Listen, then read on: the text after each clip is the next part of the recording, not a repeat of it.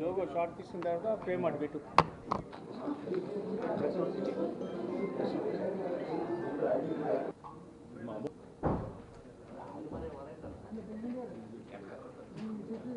Okay, good morning అండి అందరికీ. ఇది ఏంటంటే పర్టికులర్గా ఒక అక్యూజ్ని అరెస్ట్ చేసాము నిన్న.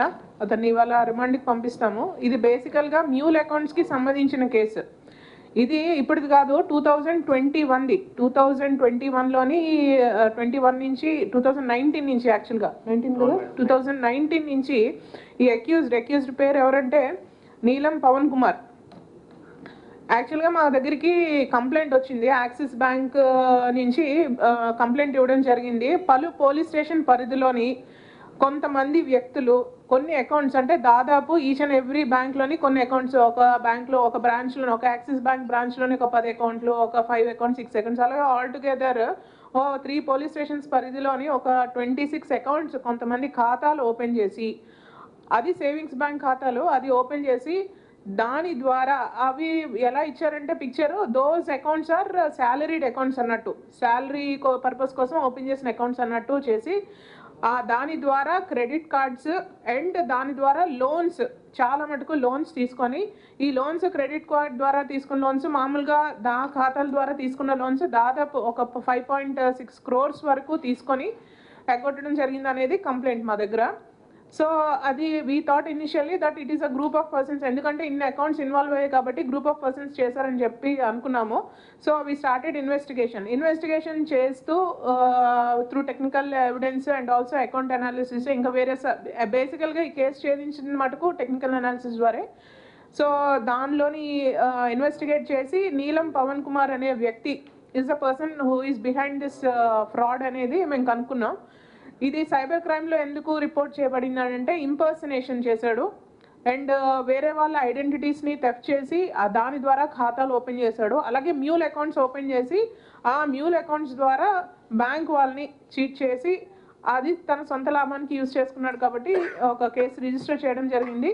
కేసు రిజిస్ట్రేషన్ చేసిన తర్వాత ఇతన్ని అరెస్ట్ చేయడం జరిగింది ఆఫ్టర్ క్యారింగ్ అవుట్ ఇన్వెస్టిగేషన్. ఇది మోడస్ ఆపరండి మాకు ఇన్వెస్టిగేషన్లో తేలింది ఏంటంటే, ఈ పర్సన్ ఎవరైతే ఉన్నారో అంతకుముందు 2019 ఆ ప్రాంతం వరకు, 2019 నుంచి 20 వరకు he used to work as మీ సేవాలో అని పనిచేసేవాడు. 2017లోనే ఉద్యోగం వచ్చినట్టుంది మీ సేవాలో, outsourcing job or something like that. So he had access to all the details మాట. ఎవరైతే ప్రజలు అతని వద్దకు వస్తారో ఫర్ సర్వీసెస్, వాళ్ళతోని బాగా పరిచయాలు పెంచుకున్నాడు. పట్మట మీ సేవలో పనిచేసేవాడు అతను. సో పెంచుకొని వాళ్ళతో పరిచయాలు పెంచుకొని వాళ్ళ యొక్క ఐడెంటిటీస్ తీసుకునేవాడు, అంటే ఓటర్ ఐడీస్ తీసుకునేవాడు. ఓటర్ ఐడీస్ తీసుకొని మీకు ఈ ఓటర్ ఐడి ఎందుకని అడిగితే వాళ్ళు ఈ ఓటర్ ఐడిలోనే మీకు ఓటు హక్కు ఉందా లేకపోతే ఇంకేమైనా చేంజెస్ ఉన్నాయా ఏమనేది చూడడానికి నేను తీసుకుంటానని చెప్పి వాళ్ళ దగ్గర తీసుకున్న తర్వాత ఆ పేరు డీటెయిల్స్ యూజ్ చేసుకొని ఒక పాన్ కార్డు, ఏదో ర్యాండమ్ పాన్ నెంబర్ యూజ్ చేసేవాడు. పాన్ కార్డు వస్తుంది, పాన్ కార్డు కూడా ఇతనికి యాక్సెస్ ఉంటుంది కాబట్టి ఆ పాన్ కార్డు తీసుకొని వేరే వాళ్ళు, అంటే ఎక్స్ అనే వ్యక్తి వై అనే వ్యక్తి ఉన్నారనుకుందాం, ఎక్స్ అనే వ్యక్తి యొక్క ఓటర్ కార్డ్ తీసుకొని వై అనే వ్యక్తి యొక్క పాన్ కార్డ్ తీసుకొని ఆ పాన్ కార్డ్ ఏదైతే ఉందో ఆ నెంబర్ ఈ వ్యక్తికి వేసి ఫోటో మటుకు ఈ వ్యక్తిది తీసి ఫోటోషాప్ చేసి ఒక కొత్త పాన్ కార్డు తయారు చేసి ఈ పాన్ కార్డు ఓటర్ కార్డు పెట్టి మీరు నాకు అకౌంట్ ఓపెన్ చేయండి అని చెప్పి వాళ్ళకి ఎంతో ఇచ్చేవారు. అంటే most of them are illiterates, చాలామంది ఈ 28 వరకు ఖాతాలు ఎవరైతే ఓపెన్ చేశారో వాళ్ళు చాలా పేదవాళ్ళు అండ్ ఇల్లిటరేట్స్. వాళ్ళకి తెలీదు, అంటే వాళ్ళ పర్పస్ కోసం చేస్తున్నాడు అన్న ఉద్దేశంతో వాళ్ళు అకౌంట్ ఓపెన్ చేసేవారు. మీకు అకౌంట్ ఓపెన్ చేసినందుకు 100-200 ఇచ్చేవాడు వాళ్ళకి. సో ఈ విధంగా ఆ అకౌంట్స్ ఓపెన్ చేసి ఆ అకౌంట్స్ ద్వారా కొంత అమౌంట్ తీసుకొని ఆల్రెడీ అతని దగ్గర ఉన్న అమౌంట్ ఏదైతే ఉందో బ్యాంక్ వాళ్ళకి ఇది సేవింగ్స్ అకౌంట్స్ అన్నీ కూడాను శాలరీడ్ అకౌంట్స్ అని చూపించాలన్న ఉద్దేశంతో every month he used to deposit some amount into all those accounts.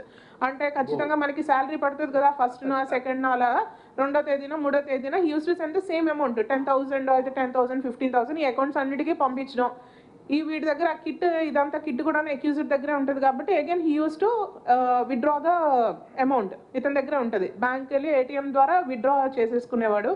So ఇలాగా ఇతని దగ్గర ఉన్న అమౌంట్ని ఇలా రొటేట్ చేసేవాడు. రొటేట్ చేసి ఒక 2-3 months రొటేట్ చేసిన తర్వాత ఏం చేశాడు, సో నమ్మకం కుదురుతుంది కదా బ్యాంక్ వాళ్ళకి, దే హ్యావ్ ఫార్వర్డెడ్ లోన్స్, చాలా మటుకు లోన్స్ ఇచ్చారు. లోన్స్ రూపేనా క్రెడిట్ కార్డ్స్ కూడా తీసుకున్నాడు. ఈ లోన్స్ రూపేనా ఈ క్రెడిట్ కార్డ్స్ ద్వారా దాదాపు 5.6 crores 5.8 crores దాదాపు 5.6 crores something like that he has cheated 5 crores and odd అతను చీట్ చేశాడు. దాని తర్వాత ఈ అమౌంట్ యూజ్ చేసుకొని మాకు తెలిసింది ఇక్కడ యాక్సిస్ బ్యాంక్దే, కానీ ఇలాగే ఇంకా సస్పిషన్ ఏంటంటే ఇంకొక కేసు కూడా ఉంది ఇతని మీద. ఇంతకు ముందు కూడా చాలా కేసులు నమోదై ఉండబడ్డాయి. ఒక 2 బైక్ థెఫ్ట్ కేసులు, ఒకటి ఎక్స్టార్షన్ కేసు, ఒకటి ఇంకొక దగ్గర అబ్యూస్ చేశాడు, ఒక గవర్నమెంట్ ఎంప్లాయీని అబ్యూస్ చేశాడు, అదొక కేసు ఒకటి. ఇలా ఒక 4 కేసులు ఆల్రెడీ నమోదు చేయబడ్డాయి. అలాగే భవానీపురంలోని హెచ్డిఎఫ్సి బ్యాంక్లో కూడా సేమ్ మోడస్ ఆపరెండితో చేశాడు అతను. సో అతన్ని అప్పుడు ఛేదించలేకపోయారు. ఆ కేసు అక్కడ బ్యాంక్ చీట్ చేయబడిన బ్యాంక్ ఏంటంటే హెచ్డిఎఫ్సి బ్యాంక్. సో అది కూడా ఇప్పుడు మళ్ళీ మేము చూస్తాము during the course of investigation we have come across that అది కూడా ఒక కేసు ఉందని. సో ఈ విధంగా బ్యాంక్స్ని చీట్ చేసి చాలా మటుకు ప్రాపర్టీస్ కొనుక్కున్నాడు వాడు, ల్యాండ్స్ కొనుక్కున్నాడు ఆయన. దాదాపు ఇప్పటి వరకు అప్పటి డాక్యుమెంట్స్ ప్రకారం చూస్తే దాదాపు 34 డాక్యుమెంట్స్ మేము సీజ్ చేయడం జరిగింది. 34 డాక్యుమెంట్స్ గాను 7 కోట్లు. అంటే ఈ డాక్యుమెంట్స్ అన్నీ కూడా 2020 తర్వాతే ఇతనికి వచ్చాయి. బేసికల్గా ఫ్యామిలీ బ్యాక్గ్రౌండ్ చూస్తే వాళ్ళ father is a small farmer or something like that. ఒక 6 acres ఆఫ్ ల్యాండ్ ఏదో ఉన్నట్టుంది, ఆర్టీసీ రిటైర్డ్ ఎంప్లాయీ ఆయన. అండ్ ఒక 6 acres ఏదో అగ్రికల్చరల్ ల్యాండ్ ఉందని చెప్పాడు. అది తప్పితే ఇంకేం లేవు. సో ఇదంతా కూడాను ఫర్దర్గా 2019 తర్వాత ఈ బ్యాంక్ వాళ్ళని చీట్ చేసి కొనబడింది అనేది ఒక నిర్ధారణకి రాగలుగుతాం, ఎందుకంటే అంతకుముందు ఆస్తులు లేవు కాబట్టి. సో ఈ విధంగా అతను యాజ్ పర్ డాక్యుమెంట్ రికార్డ్స్ ప్రకారము 7 కోట్ల విలువైన స్థిరాస్తులు సంపాదించాడు. అట్ ద సేమ్ టైం ఒక 2 కార్లు కూడా కొన్నాడు. ఒక కార్ని అయితే సీజ్ చేయడం జరిగింది, ఒక బైక్. అలాగే అతని దగ్గర అతని పొజిషన్లో 122 grams గోల్డ్, 927 grams వెండి, సిల్వర్, అది అతని ప్రాపర్టీ సంపాదించిన. అది కాకుండా చాలా ATM కార్డ్స్ దొరికాయి to prove that he is used to opening such type of mule accounts. ఒక 9 ATM కార్డ్స్, అలాగే పాస్ మెషిన్స్ ఒక 4 వచ్చాయి. సో ఆ పాస్ మెషిన్స్ ద్వారా కూడాను క్రెడిట్ కార్డ్స్ అతని దగ్గర ఏవైతే ఉన్నాయో అది ఎన్కాష్ చేసుకోవడము, what is he actually doing అనేది we're going to get the data from the concern banks. వచ్చిన తర్వాత we'll come to know. So అంటే ఇతను ఇవన్నీ తీసుకొని లావిష్ లైఫ్కి అలవాటు పడ్డాడు. సో ఇమీడియట్గా కేసు రిజిస్టర్ చేసిన వెంటనే అది న్యూస్ చూసి then he absconded from here. ఇక్కడ నుంచి వెళ్ళిపోయాడు, వైజాగ్ వెళ్ళిపోయాడు. He has spent lavishly. మీరు చూస్తే తెలుస్తుంది, ఆ వాచెస్ కానీ, ఆ గోల్డ్ కానీ, ఆ క్రెడిట్ కార్డ్స్ కానీ ఒక 3 days రిషికొండలోని స్పెండ్ చేశాడని చెప్పాడు ఇంట్రోగేషన్లో. చేసిన తర్వాత త్రూ టెక్నికల్ ఎవిడెన్స్ అతన్ని ట్రాక్ చేసి మేము ఈ బార్డర్లోని పట్టుకోవడం జరిగింది, మన విజయవాడ కృష్ణా బార్డర్లోని. We have caught that person. So this is about person Pavan Kumar అనే వ్యక్తి. సో ఈ విధంగా మోసం చేశాడు. సో ఈ సందర్భంగా చెప్పేది ఏంటంటే మ్యూల్ అకౌంట్స్ అనేది it has become a menace, especially with regard to cyber crime. So ఎవరైనా డబ్బులకి ఆశపడి ఎవరైనా వాళ్ళ యొక్క డీటెయిల్స్ ఇచ్చి ఒకవేళ బ్యాంక్ అకౌంట్స్ ఓపెన్ చేసి ఆ bank accounts if at all they are found to be in any of the cyber crime, we are going to go very hard. ఇది సిపి గారి ఇన్స్ట్రక్షన్స్ కూడా. ఈ మ్యూల్ అకౌంట్స్ ఏమైనా మనకు తెలియకుండా ఇచ్చాము డీటెయిల్స్ అన్నా కూడా ఈసారి స్పేర్ చేసేది లేదు. We are going to go very hard with regard to the mule accounts. ఎవరైతే మ్యూల్ అకౌంట్స్ ఉన్నాయో, అంటే just for the sake of money, if they are giving their details for opening the bank accounts, then they will be cited as accused. ఎందుకంటే ఆ mule accounts use చేసుకునే ఈ cyber fraudsters అందరూ కూడా ఈ crime చేయగలుగుతున్నారు. There are only 2 aspects in cyber crime. One is fake sims and the other one is mule accounts. So ఈ రెండింటిని కట్టడి చేస్తే they will not have any go to commit the cyber fraud. So మా agenda ప్రకారము, CP గారు agenda ప్రకారము next thing will be going hard on mule accounts. Okay, thank you. అంటే ఇప్పుడు ఈ కేసు ప్రకారం అయితేనండి 26 అకౌంట్స్ ఓపెన్ చేశాడు.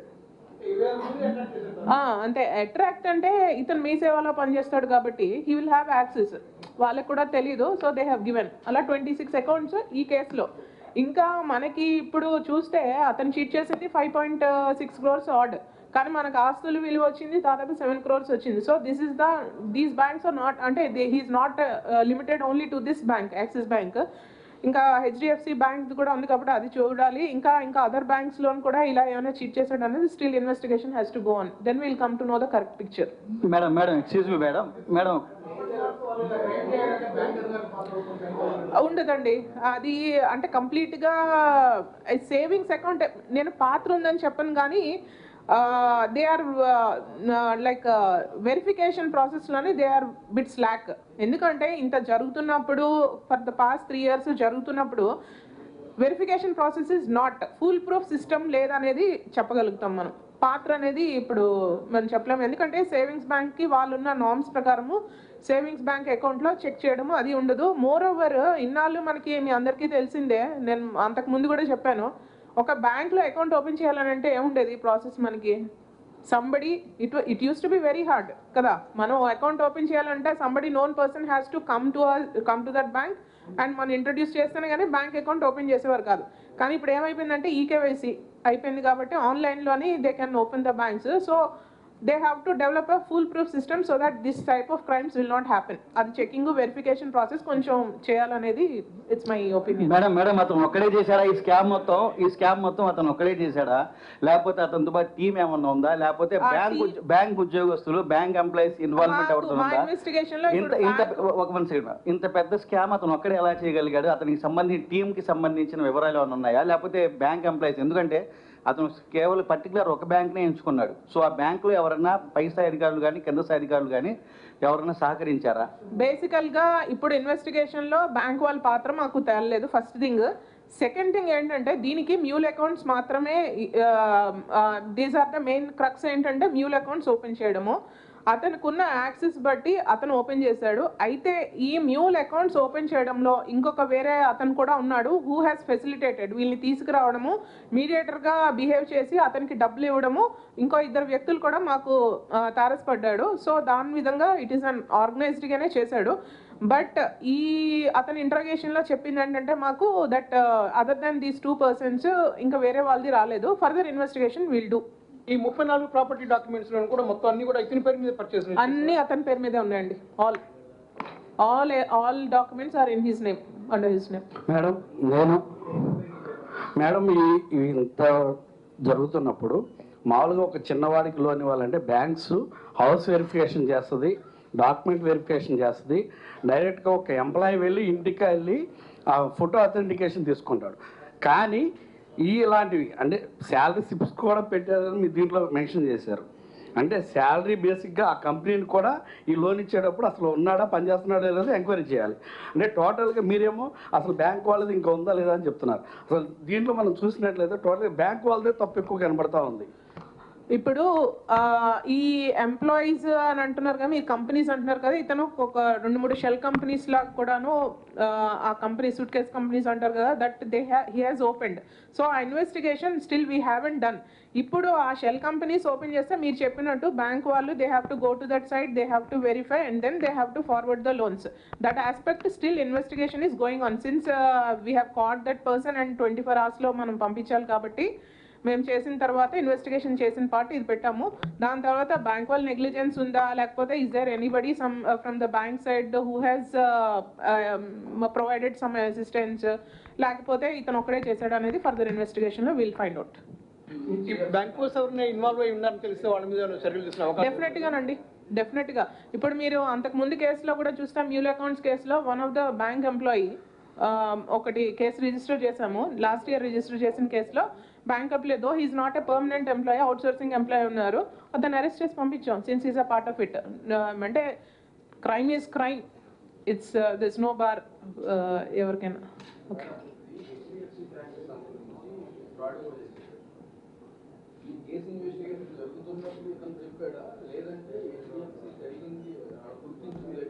లేదండి, ఆల్రెడీ కేసు రిజిస్టర్ అయింది హెచ్డిఎఫ్సి బ్యాంక్కి సంబంధించి.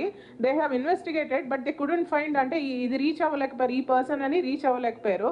సో మాకేంటంటే మాకు టెక్నికల్గా కొన్ని ఆస్పెక్ట్స్ ఉంటాయి, CCTNS ఉంది. సో మేము ఏం చేసామనంటే వీ హ్యావ్ సర్చ్డ్ ఇతని మీద ఇంకేం కేసులు ఉన్నాయని సర్చ్ చేస్తే ఆ విధంగా మాకు వీ హ్యావ్ కమ్ అక్రాస్. మన దగ్గర ఉంది భవానీపురం పిఎస్లో.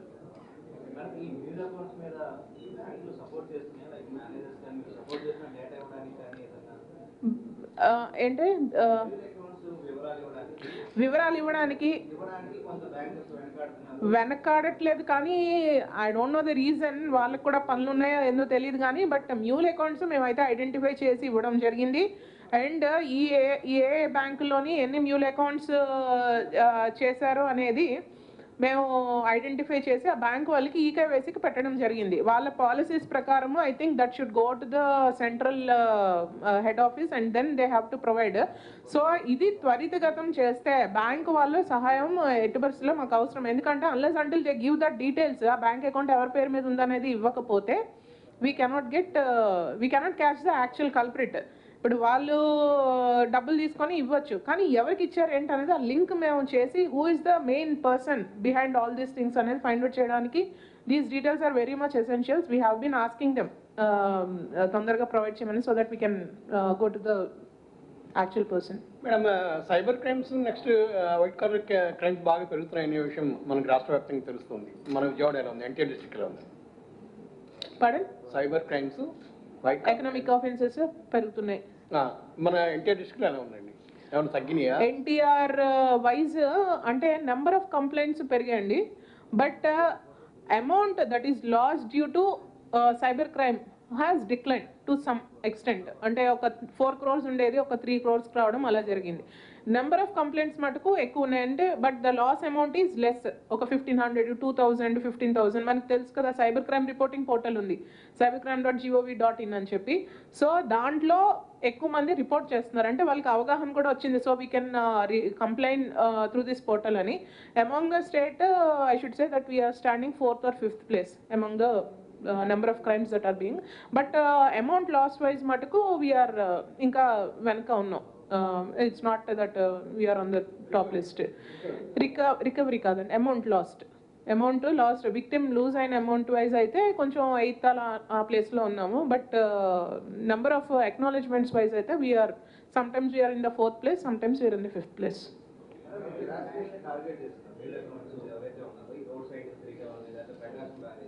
ఏదైతే మన టౌన్లో 10 ఉన్నాయి BMC ఆఫీస్. సో వీళ్ళందరి దగ్గరికి వెళ్ళిపోయి మీ డబ్బులు సేవ్ చేసుకోవడానికి మీకు ఒక అకౌంట్ ఉంటే బాగుంటుంది అన్నట్టు ముందు దర్శనం చేసుకొని చేస్తున్నారు.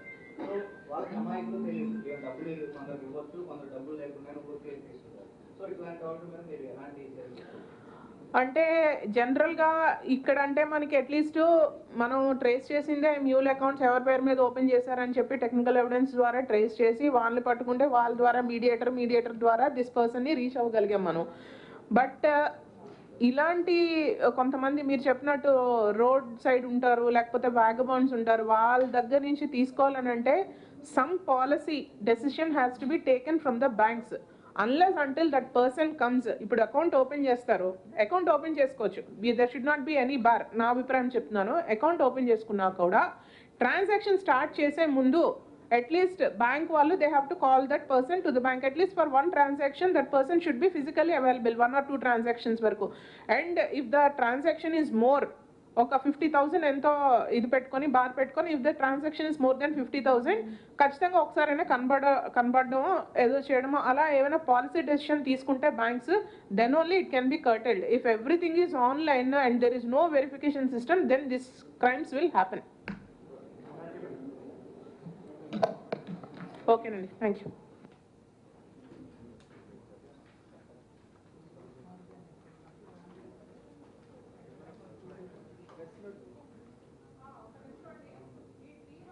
చెప్పాను మా టీమ్ అంతా they have done a wonderful job. CP sir కూడా అప్రిషియేట్ చేశారు, especially where is that man Ravi has done a wonderful job. So on behalf of CP sir and our team, I want to just give a cash reward to Ravi.